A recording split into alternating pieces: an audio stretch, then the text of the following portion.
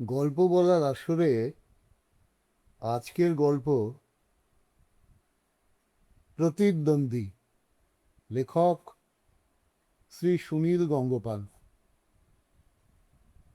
সিদ্ধার্থ বাড়ি থেকে বেরোতে যাচ্ছিল, এমন সময় দেখলো ওদের বাড়ির সামনে একটা মোটর গাড়ি থেমে আছে।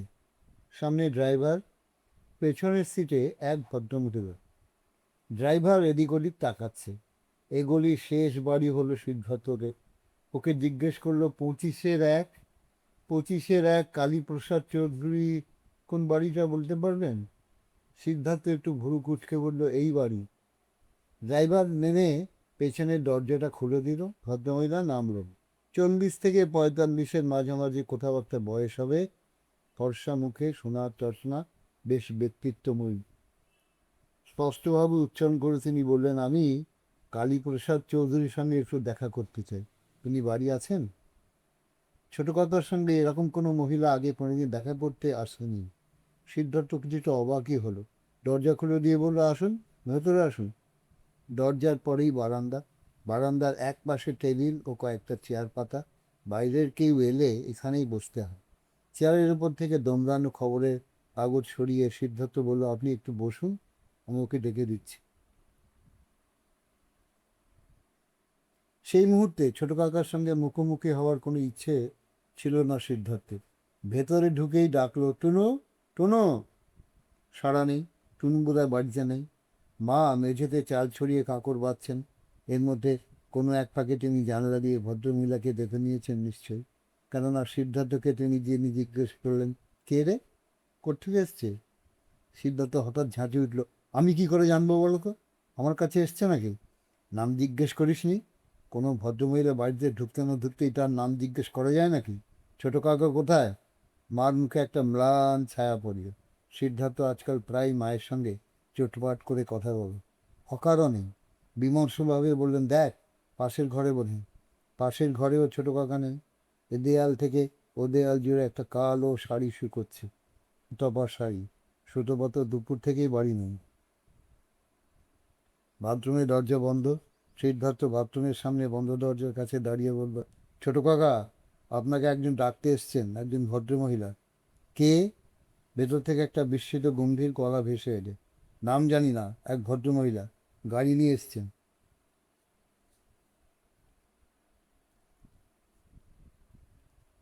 ভদ্রমহিলা? একা এসছেন? হ্যাঁ।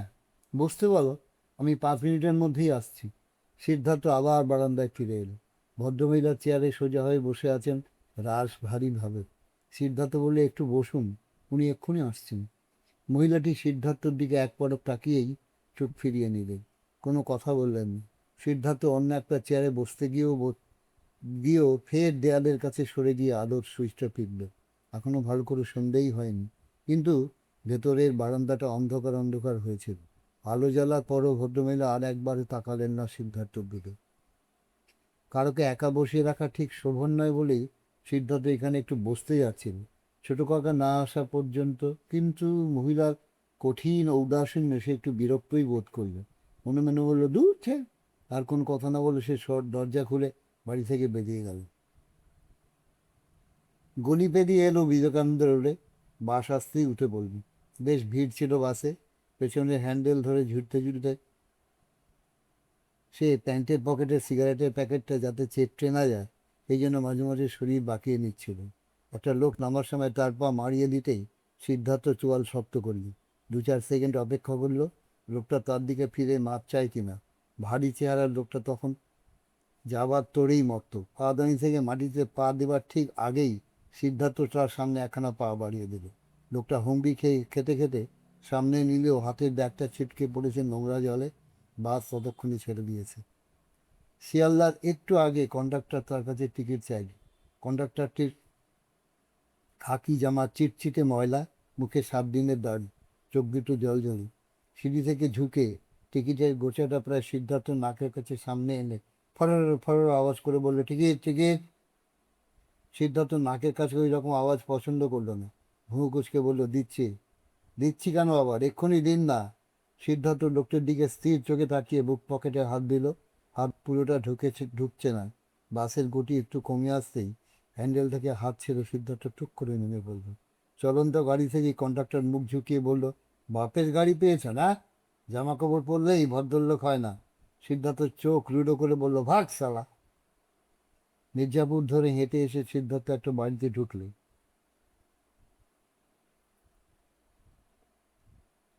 এটা ডাক্তারি ছাত্রদের হস্টেল।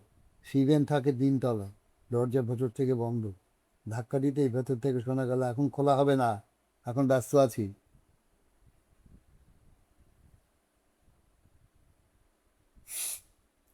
এই খোল, আমি সিদ্ধার্থ। কোন সিদ্ধার্থ? দাশগুপ্ত না চৌধুরী? খোল না, সারা কি করছিস কেন? দরজা অল্প ফাঁক হলো। দরজা খুলেছে আদিনাথ। খালি গা, শুধু একটা আন্ডারওয়্যার পরা। আদিনাথের সারা গা, বুক, উরুময় লোম। রহস্যময়ভাবে হেসে বলল, চট করে ঢুকে পড়। শিবেন নেই? আছে, ঢুকে পড় না। সিদ্ধার্থ ঢুকতেই আদিনাথ আবার দরজা বন্ধ করে ছিটকিনি তুলে দিল। শিবেন নিজের খাটে চিত হয়ে শুয়ে আছে, হাতে বই। রোগা লম্বা চেহারা শিবেনের, ইস্ত্রি করা জামাতে রানিটি জুতো পরে শুয়ে থাকে। বইয়ের দিকে স্থির দৃষ্টি, মুখখানা ম্লান। সিদ্ধার্থ ঢোকার পরেও চোখ তুলল না। সিদ্ধার্থ কাছে এসে বইখানা কেড়ে নিয়ে বলল, এই, এখনো শুয়ে আছিস কেন? রবি না? বই সরিয়ে নেবার পরে বুকের উপর হাত দুখানি কেটে রয়ে বসলেন। কথা বললেন। সিদ্ধার্থ হাঁটু দিয়ে শিবেনকে ধাক্কা দিয়ে বলল, কিরে, বেরোবি না? শুয়েই থাকবি? শিবেন দুঃখিতভাবে তাকিয়ে বলল, ভালো লাগছে না। আদিনাথটার কাণ্ড দেখ না, কিছুতেই কথা শুনছে না, কোনো মানে হয়? টেবিলটা থাকে দেয়ালের কাছে, দুজনের একটাই টেবিল। আদিনাথ সেটাকে মাঝখানে টেনে এনে এখন নিজের খাটটা আড়াল করেছে। বিছানার ওপর খেলে গেছে আদিনাথ, উবু হয়ে বসেছে, মুখে বেপরোয়া হাসি। সিদ্ধার্থ ওর খাটের দিকে এগিয়ে হয়। আদিনাথের বিছানার উপর একখানা খবরের কাগজ পাতা, তাতে অনেকগুলো খুচরো পয়সা। পাশে একটা রেড ক্রসের টিনের কৌটো। কৌটোটা তুলে আদিনাথ আবার ঝাঁকাতেই ঝনঝন করে উঠল পয়সার শব্দে। ঝাঁটার কাটিয়ে দিয়ে মুখের কাজটা খোঁচাতেই টপ টপ করে পয়সা পড়তে পারবে। সিদ্ধার্থ জিজ্ঞেস করলে, কী করছিস? আদিনাথ মুখ তুলে আওয়াজ না করে হাসল। বলল, সিটিগুলো বেশিরভাগই অচল। এত সারা পকেটে অচল চিঠি নিয়ে ঘোরে, জানা ছিল না মাই। পয়সা সব বার করে নিচ্ছিস? সব নেব না, কিছু রেখে দেবো। শিবেন উঠে এসছে তৃপ্ত গলায় বললো, আদিনাথটা শেষ পর্যন্ত চুরি করাও শুরু করবে। আদিনাথ ফুসে উঠে বললো, চুরি মানে? আমি নিজে সারাদিন রোদে ঘুরে ঘুরে পয়সা তুললাম। সিদ্ধার্থ জিজ্ঞেস করলো, কিসের পয়সা এগুলো? আজ ফ্ল্যাগ ডে ছিল না? আদিনাথ রেড ক্রসের বাক্স নিয়ে বেরিয়েছিল এই কীর্তি করার জন্য। আমি ঘর পাল্টাবো, আমি আর ওর সঙ্গে থাকবো না। আর যা না, কে তোকে ধরে রেখেছে? তোর লজ্জা করে না? ওর চেঁচাচ্ছিস? যদি সবাইকে বলে দিও নি। যাকে ইচ্ছে বলগে যায়, আই ডোন্ট কেয়ার। আর কেউ আমার মতন বাক্স ভর্তি পয়সা তুলতে পেরেছে? 8 বাক্স পয়সা পেলে রেড ক্রস ধান্দা হয়ে যাবে। সিদ্ধার্থ জিজ্ঞেস করলো, তুই আগে থেকেই প্ল্যান করে রেখেছিলি নাকি রে? মোটেই না, বাক্স ভর্তি হয়ে যেতেই মাথায় প্ল্যান এলো। পয়সা বার করা এর থেকে কি সোজা? রেড ক্রসের পয়সা তোলা হচ্ছে কী জন্য? মানুষকে সাহায্য করার জন্য তো। আমার নিজেরও সাহায্য দরকার। আমার অ্যানাটমি বইখানা কোন সভা ঝেড়ে দিয়েছে, ডাক্তার সরকার রোজ খেঁচাচ্ছে। সেটা না কিনলে শিবেন বলল, তোর বই চুরি যায়নি, তুই নিজেই বিক্রি করে দিয়েছিস। আদিনাথ হঠাৎ অত্যন্ত রেগে গেল। এতক্ষণ সে রাগের সঙ্গে কথা বলছিল, কিন্তু গলার আওয়াজটা বেশ ভরাট ছিল না। এবার রাগের সঙ্গে খানিকটা অভিমান যোগ করে দিল। শিবেনের দিকে স্থির দৃষ্টি দিয়ে বলল, তুই আমায় এই কথা বললি? আদিনাথ ঘোষাল আর যাই করুক, সে কখনো বই বিক্রি করবে না। এতটা ছোট লোক সে নয়। আমার অ্যানাটমি বইখানে খেয়ে নিয়েছে, তাও আমি জানি। ওই শালা বরুণ, হাতটা নাচে ওর। ওকে আমি বিক্রি করতে দেখেওছি, হাতে নাতে ধরতে পারতাম। আমি নেহাত ভদ্রলোক বলেই ওকে লজ্জা দিইনি। ভদ্রলোক হলে কেউ রেড ক্রসের পয়সা চুরি করেন। ফের যদি চুরি চুরি করবি, তাহলে আমি যদি বিকেল পর্যন্ত না ঘুরে দুপুরেই থেমে যেতাম, তাহলে এত পয়সা উঠতো। রেড ক্রস পেত বেশি পয়সা। আচ্ছা, যা যা, চোর তো চোর। কে তোকে নিশ্চয় বলেছে আমার সঙ্গে? সেবার পিকনিকের পর তুই তো সেদে আমার সঙ্গে কথা বলতে এলি। সিদ্ধার্থ একটু আলগা হয়ে দূরে দাঁড়িয়েছিল, ব্যাপারটাকে সেটা গুরুত্বই দিচ্ছিল না। আদিনাথ জিনিসটা এইরকম প্রকাশনা করলেই পারত। তা বলে শিবেনুরে এ নিয়ে এত বাড়াবাড়ি করার কোনো মানে হয় না। আদিনাথ বিএসসিতে ফার্স্ট ক্লাস অনার্স পেয়েছেন। ডাক্তারি ক্লাসেও খুব ভালো ছাত্র। বেশ বড় লোকের ছেলে, কৃষ্ণনগরে ওর বাবা দুই কাকা সবাই ডাক্তার। কিন্তু আদিনাথের মাথায় যখন যা চাপবে সেটা সে করবেই।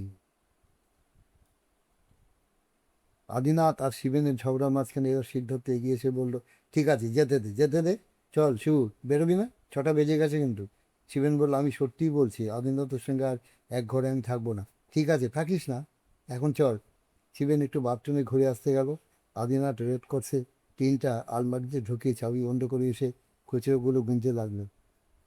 গোনা শেষ করে আপন মনেই বলল, 23 টাকা 60 পয়সা। একদিনের পক্ষে হেভি ইনকাম, কী বলিস? উঠে জামা কাপড় পরে তৈরি হয়নি, আদিনাথ বলবে, চল তোদের সঙ্গে আমিও বেরোবো। একজন সাইকেল আর হয়ে একটি বাচ্চা মেয়েকে ধাক্কা দিয়েছি, সেটা কেন্দ্র করে ছোটোখাটো একটা ভিড় জমেছি। লোকটার মুখটা একটু কাচুমাচু, মেয়েটির বয়স 10-11, কিন্তু এর মধ্যে রূপ উঁচু হয়ে গেছে। কখন ঝুঁক করে এক পশলা বৃষ্টি হয়ে গেছে, রাস্তায় চিটচিটে কাদা, সেই রকমই ময়লা অন্ধকার নিয়ে সন্ধে নামছে। শিবেন বলল, ওখানে কি হয়েছে চল তো দেখি। আদিনাথ বলল, লোকটাকে চেনা চেনা মানুষ হচ্ছে, প্রায় এ পাড়ায় ঘুরতে দেখি, সবার যদি কোনো মতলব থাকে। আদিনাথের কথা শুনে শিবেন থেমে গেল, বললে, থাকবে, দরকার নেই ওসব ঝামেলার মধ্যে গিয়ে, চল বিনু।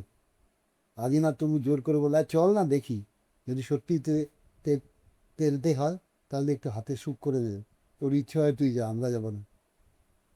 আদিনাথ সিদ্ধার্থের দিকে চেয়ে বলল, কিরে, যাবি না? কি দরকার? আদিনাথ সঙ্গে সঙ্গে মন বদলে ফেলে বলে, ঠিক আছে, দরকার নেই। সত্যিই তো সালা, আমাদের কি? একে ড্রাম লাইন পর্যন্ত এসে এবার কোন দিকে যাবে ভাবছে শিবেন। আদিনাথ আবদারের ভঙ্গিতে বলল, ইস, আর যে মাংস খেতে ইচ্ছে করছে না, চল আমি নিয়ে গিয়ে দো পেঁয়াজি খাই। আমি খাও? শিবেন দিব্যের সুরে বললে, এই রে, তুই বলবি তুই ওর অ্যানাটমি বই কিনতে হবে, আজ তো শনিবার, মঙ্গলবার কিনলেই হবে। না, ও তো টাকায় আমরা খাবো না। ও টাকা মানে? আমার আর নিজের টাকা নেই নাকি? কি এত রোদ দেখাচ্ছিস? তুই যাবি না তো যাবি না, আমি সিদ্ধার্থকে নিয়ে যাবো। না বিনু, আমি আরেক জায়গায় যাব, আমাদের যাওয়ার কথা আছে। এক জায়গায় মানে? কোথায়? সে একটা জায়গা, তুই চিনতে পারবি না, সেখানে আমি যেতে পারি না বুঝি। শিবেন একটু চিন্তা করলো, তবে বললো, তোর সেখানে ভালো লাগবে না, তুই গিয়ে কী করবি? আমি আর বিনু দুজনে যাব। খুব ভালো লাগবে, আমি এখন একা একা কী করবো? কেন ঝামেলা করছিস? তোর যেখানে খুশি জানা বাবা, আমি আর বিনু আলাদা যাবো, সোজা কথা। আদিনাথ আহত মুখে দাঁড়িয়ে বলল, দুঃখ কিংবা অভিমানে ওর ফর্সা সুন্দর মুখখানা লাল হয়ে ওঠে। বিড়বিড় করে বলল, তোরা এখন ভবানীপুরে যাবি, জানি, মিনুকে নিয়ে যেতে পারিস, আর আমাকে বাদ। ঠিক আছে, আমি সবাই এখন পরেশের হোস্টেলেই যাব, সেখানে সবাই আমাকে সবাই খাতির করে। পরের কথার সঙ্গে সেখানে যাওয়া বন্ধ করবো কেন? শিবেন তো গলায় বলল, আদি, তুই আমাকে ভয় দেখাচ্ছিস নাকি? তুই পরেশদের হোস্টেলে যাবি, সেখানে জো খেলবি, তাতে আমার কি? আমি বারণ করেছিলাম, যা যা। আদিনাথ ছুটে গিয়ে শিয়ালদার দিকে চলন্ত একটা ট্রামে উঠে গেল। সিদ্ধার্থ এবারে শিবেনকে জিজ্ঞেস করলো, সত্যি এখন কোথাও যাবে নাকি? ছোট মাসিদের বাড়িতে যেতে বলেছিলেন আজ। আদিকে নিয়ে গেলি না কেন? তবে অত করে বলছিল, দেখ, কথার কথা সালা সালা বলে, কোন দিন গুরুজনের সামনেই বলে ফেলবো, আমার একটা প্রেস্টিজ আছে না? সেদিন ডাক্তার সরকারের সামনে পর্যন্ত বলে ফেলেছি। আদিনাথের কথা ভেবে সিদ্ধার্থ হাসেও, ফাগলাটে ছেলে, কথায় কথায় রেগে যাচ্ছে, আবার মিনতি করছে, কোনো ঠিক নেই। মনোহরপুকুরে শিবেনের ছোট মাসির বাড়ি, ঝকঝকে নতুন বাড়ি, বছর খানিক মাত্র তৈরি হয়েছে, এখনও নতুন চুন সুরকির সুঘ্রাণ পাওয়া যায়। দোতলার গোল বারান্দায় বসলে কখনো কখনো মনে হয় সমস্ত বাড়িটাই এক্ষুনি জাহাজের মতন ভাসতে শুরু করবে। শিবেনের ছোট মেসমশাই মিলিটারিতে কর্নেল ছিলেন। চীনের সঙ্গে যুদ্ধের সময় তিনি লাদাখ রণাঙ্গনে লড়েছিলেন। সম্প্রতি রিটায়ার করে ডিফেন্স প্রোডাকশনের হুন্দাচন্দা হয়েছেন। কানপুর থেকে বদলি হয়ে এসে তিনি এখানকার গান অ্যান্ড সেল ফ্যাক্টরির জয়েন্ট ডিরেক্টর হয়েছেন। বাস থেকে নেমে মনোহরপুকুর রোড ধরে হেঁটে আসছিল শিবেন আর সিদ্ধার্থ। দূর থেকে দেখতে পেল দোতলা বারান্দায় স্থির ঋজুভাবে দাঁড়িয়ে আছেন কর্নেল বিশ্বদেব সুর, মুখে পাইপ। সেদিকে তাকিয়ে শিবেন বলল, বিনু, মেসমশাই তোর চাকরির জন্য মেসমশাইকে তোর চাকরির জন্য বলবো? উনি ইচ্ছে করলেই তোকে অ্যাপ্রেন্টিস করে ঢুকিয়ে দিতে পারেন কিন্তু। সিদ্ধার্থ তাড়াতাড়ি বলল, না, ওকে বলতে হবে না। কেন? তুই চাকরি খুঁজছিস সে? কোথাও পেলি টেলি? পেয়ে যাবো কোথাও। তোকে এত করে ডাক্তারিতে ভর্তি হতে বললুম, শুধু শুধু একটা বছর নষ্ট করবি। এবছর তো আর হবে না, 5-6 বছর পড়া খরচ চালাবো, আমার বাপের জমিদারি তো নেই, এমএসসিতে ভর্তি হলি না কেন? তোকে আসল কথাটা বলিনি আগে, আমি এমএসসিতে ভর্তি হওয়ার চান্স পাইনি, লিস্টে আমার নামই ওঠেনি। দেখ, সিদ্ধার্থ শিবেনকে কোনো দিয়ে একটা খোঁচা মারল, পাশ দিয়ে দুটি যুবতী চলে গেল, ওদের চেয়ে 1.5 বছরের বড়ই হবে, দুজনেই বেশ স্বাস্থ্যবতী। এক হালকা সুগন্ধ বয়ে গেল এক মুহূর্তের জন্য। সিদ্ধার্থ বলল, সাউথ কলকাতার এলে বেশ ভালো ভালো মেয়ে দেখতে পাওয়া যায় কিন্তু, না? এই জন্যই আসতে ইচ্ছে করে। কি বুক দেখেছিস?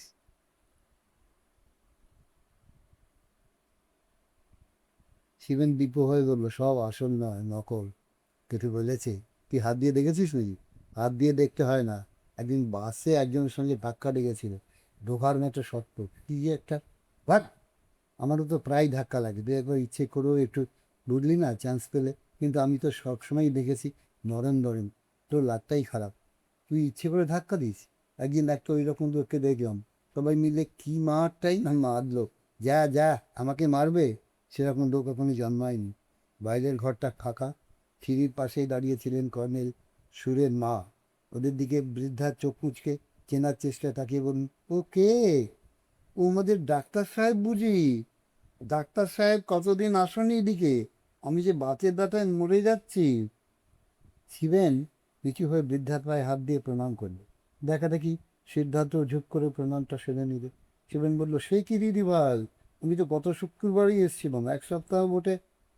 পোকলা মুখে হেসে দিদি ভাই বললেন, 1 সপ্তাহ তোমার মোটে হলো? তুমি যে আমাকে বিয়ে করবে বলেছিলে, একটা গোটা সপ্তাহ তুমি আমায় না দেখে থাকতে পারলে? বুঝেছি বাবা, বেতে রোগী কিনা এই বুড়িকে তোমার আর পছন্দ হয়। আর কাউকে পেয়েছে বুঝি? না দিদি ভাই, এমন সুন্দর বউ আর আমি পাবো কোথায়?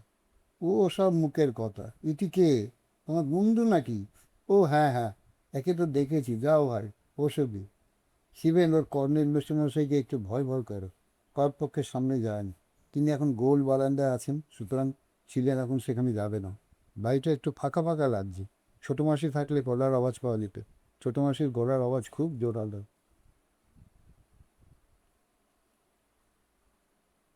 দোতলায় উঠেই সিঁড়ির ডান দিকের ঘরটায় কথাবার্তা শোনা গেল। শিবেন ঢুকলো সেই ঘরে। সিদ্ধার্থ বাইরে দাঁড়িয়ে রইল। শিবেন ঢুকে বলল, এই টুলটুল, তুই এখনো বেরোসনি? ছোটো মাসি কোথায়? বিনু, তুই বাইরে দাঁড়িয়ে রইলি কেন, ভেতরে আয়। টুলটুল ছাড়াও আরও দুটি মেয়ে বসেছিল ঘরে। ওরা টুলটুলের কলেজের বন্ধু। অচেনা দুটি মেয়েকে দেখে সিদ্ধার্থ একটু লজ্জায় জড়সড় হয়ে গেল। শিবেন অতটা লজ্জা পেল না। মেয়ে দুটি অচেনা হলেও বাড়িটা তো তার নিজের বাড়ির মতনই চেনে। শিবেন টুলটুলকে বললো, তোরা গল্প করছিস বুঝি? আমরা তো বলো অন্য ঘরে বসি, ছোটো মাসি নেই বুঝি বাড়িতে? টুলটুল বললো, মা গড়িয়াহাটে মার্কেটিং করতে গেছে, তোমরা বসো না এই ঘরেতে, আলাপ করিয়ে দিচ্ছে, এরা আমার বন্ধু। মেয়ে দুটির নাম মালবিকা আর কেয়া। মালবিকা তার পায়ের জুতো, শাড়ির রং, আংটি, পাথর, হাত ব্যাগ, টিপ সব মিলিয়ে পড়েছে। চুল বাঁধার ধরন দেখলে বোঝা যায় সে একদিন এক এক রকমের চুল বাঁধে। নিজের রূপ সম্পর্কে মেয়েটি খুব সজাগ। মুখে সেই হালকা অহংকারের ছায়া পড়েছে। কেয়া মেয়েটি খানিকটা এলোমেলো স্বভাবের। পোশাকের পারিপাট্য নেই, কিন্তু মুখখানি তার ভারী সুন্দর। বড় বড় চোখ দুটিতে বেশ একটা সরল সৌন্দর্য আছে। তবে এরা কেউই টুলটুলের সমান সুন্দরী নয়। টুলটুলের প্রতিটি অঙ্গ নিখুঁত পরিমাপের। তার আঙুলের ডগা কিংবা শুধু একটা কানের লতি দেখেই বলা যায় টুলটুল তুলনাহীন। কিন্তু টুলটুল নিজের রূপের কথা জানে না। টুলটুলের ধারণা অদিতি। সিদ্ধার্থ মেয়ে তিনটির দিকে স্পষ্টভাবে চাইতে পারল না। একটু লাজুকভাবে আড়ষ্ট হয়ে রইল। মেয়ে তিনটির কোনো আড়ষ্টতা নেই। শিবেন বলল, টুলটুল, তুই আর বেড়াতে যাসনি? যেতাম তো, মা বেরিয়ে গেলেন, আমাকে থাকতে বললেন। আসার সময় হয়ে গেছে, আসবেন এক্ষুনি। তোর বন্ধুকে চাটা খাইয়েছিস তো? ওরা সন্ধ্যেবেলা চা খায় না। তোমার বন্ধুকে খাওয়াতে হবে বুঝি? বাহ, হবে না? সিদ্ধার্থ তাড়াতাড়ি বললো, না না, আমার জন্য তো আর চা তৈরি করবার কোনো দরকার নেই। টুলটুল হেসে বলবে, চা তো আমি তৈরি করবো না, বাবুর্চি বানাবে, আমি চাটা বানাতে পারি না। কিন্তু এক কাজ করবে, শরবত খাবেন? শরবত বানানো খুব সোজা, 1 গ্লাস জলে একটা ট্যাবলেট ফেলে দিলেই। না না, আমি এখন শরবতও খাবো না। খাবেন না? যাক, তাহলে আর আমার কোনো দায়িত্ব নেই। টুলটুলরা অনেকদিন কানপুর আর দিল্লিতে কাটিয়েছে। ওর বাংলা কথা একটু পশ্চিমি টান আছে। তৈরিকে বলে তৈয়ার, বন্ধুকে বলে বন্ধু। সিদ্ধার্থ শুনতে শুনতে বেশ মজা লাগছিল। মালবিকা সব কটা শখেই তালবস্য করে বলে। এইমাত্র সে বলল, মাসিমা কখন আসবেন রে? আমি ভাবছি চলেই যাই, মনে হচ্ছে বৃষ্টি নামবে। টিয়া মেয়েটির উচ্চারণ খুব স্পষ্ট ও সাবলীল। সে বলল, অদিতি, তুই যে আজ আমাকে কয়েকটা গল্পের বই দিবি বলেছিলি, কোথায় সেটা? টুনটুন বল, সেই মুশকিল হয়েছে রে। বইয়ের আলমারির চাবিটা। কেয়া খিলখিল করে হেসে উঠে বলল, মাঝপথে। হাসির সময় কেয়ার সমস্ত শরীরটা একটু কেঁপে কেঁপে ওঠে, যেন মনে হয় বুকের মধ্যে তার সবসময় অনেক হাসি জমা হয়ে আছে, একটুতেই সব বেরিয়ে আসে। টুলটুল অবাক হয়ে জিজ্ঞেস করলো, হাসলি কেন? কেয়া হাসি চাপা দেবার চেষ্টা করে বলল, না না, ও কিছু না। হঠাৎ একটা কথা মানে বলে গেল, বইয়ের আলমারিতে চাবি দিয়ে রাখিস কেন? কি করবো? বাপি যে চাবি দিয়ে রাখতে বলেন, নইলে বড্ড হারিয়ে যায় যে। আমি একটা বইতে পড়েছিলাম, যদি কেউ বলে বইয়ের আলমারি চাবি হারিয়ে গেছে, তাহলে বুঝতে হবে তার দেবার ইচ্ছে নেই। সরল মুখে প্রকৃত বিস্ময় নিয়ে তাকে টুইটুল বলে, যা, সেটা আবার হয় নাকি? বই কেন দেবো না? বই তো পড়ার জন্য। চাবি হারিয়ে ফেলেছিস বুঝি? টুলটুল এবার লজ্জা পায়, বলে, বইয়ের আলমারির চাবি হারায়নি, সেটা ঠিক আছে জানি।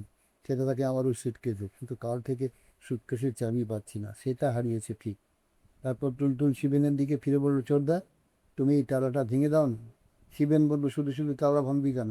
খুঁজে দেয়, চাবিটা ঠিক পেয়ে যাও। না, পাবে না। সারা বাড়ি খুঁজেছি, সকাল থেকে চেষ্টা করলাম তালা ভাঙা, তুমি দেখো না একটু। টুলটুল যেটাকে সুটকেস বলছে, সেটা আসলে একটা বিরাট বাক্স, চামড়ার তৈরি সিন্দুক বলা যায়। কালো রঙের চৌকো বাক্সটা কোনায় কোনায় ইস্পাত দিয়ে বাঁধানো। একজন ছোটোখাটো মানুষ তার উপর সে শুয়ে থাকতে পারে। সেসব মাঝখানে একটা বড় তালা ঝুলছে। শিবেন এগিয়ে গিয়ে বিশেষজ্ঞের মতন তালাটাকে নেড়েছে উপর দেখলো, তারপর বললো, ও বাবা, এ ভাঙা শক্ত হবে না। একটা লোহা রড টড আছে? টুলটুল বলল, রড কোথায় পাবো? তাহলে একটা সাঁড়াশি আছে কিনা দেখ। সাঁড়াশি? সাঁড়াশিটা আবার কী জিনিস? টুলটুলের কথা শুনে ঘর শুদ্ধ সবাই হেসে উঠল। শিবেন কাঁধ ঝাঁকিয়ে বললে, মেয়েকে আমি কী করে বোঝাবো বলো তো? কী জানি বাবা, এদের হিন্দিতে একে কী বলে? এই যে এইরকম ভাবে জিনিস ধরে যা দিয়ে অপ্রস্তুত ভাব কাটানোর জন্য টুলটুল তাড়াতাড়ি বলে উঠলো, একটা প্লাস এনে দেবো? প্লাস দিয়ে কি হবে? বাপির টুল বক্সে আছে। প্লাস দিয়ে শক্ত করে টালাটাকে চেপে ধরে শিবেন জোরে চাপ দিল। ঘরের সবাই উদ্গ্রীব হয়ে একটা দারুণ প্রত্যাশার ভঙ্গিতে চেয়ে আছে শিবেনের দিকে। টুলটুল পাশে ঝুঁকে রয়েছে। শিবেন সমস্ত শক্তি দিয়ে হাতটা ঘোরাতে চাইল, তাতে দাঁত টিপে ঘু কুচকে এলো, তবুও পারল না। ছেড়ে দিয়ে বলল, হবে না রে, চাবিটা খুঁজে দেখ, ঠিক পেয়ে যাবি।